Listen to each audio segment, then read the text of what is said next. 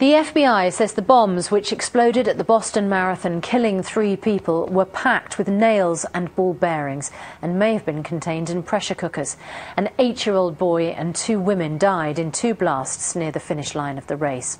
President Obama has called the attack an act of terrorism and is expected to travel to Boston tomorrow to speak at a service for the victims.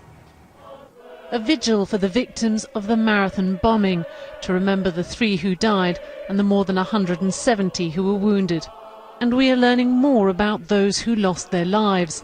The youngest was 8-year-old Martin Richard. Another was 29-year-old Crystal Campbell. The 3rd victim, a Chinese national. I still can't even really grasp what's happening, and that the place that I live in Boston, is actually having to deal with this right now as a community. It does feel a little different. It's very surreal, like even going to work today, and just the city, like it's very somber. No one has accepted responsibility for the bombs, believed to be made from pressure cookers stuffed with metal shards.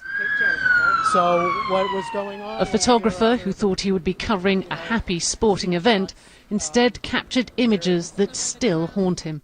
I kept having a loop of all my images go through my mind, and I kept seeing broken bodies and limbs, and you know, I can't get those images out of my mind.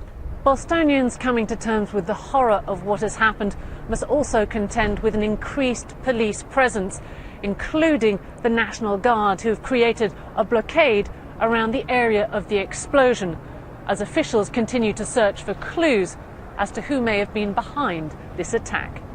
Michelle Fleury, BBC News in Boston.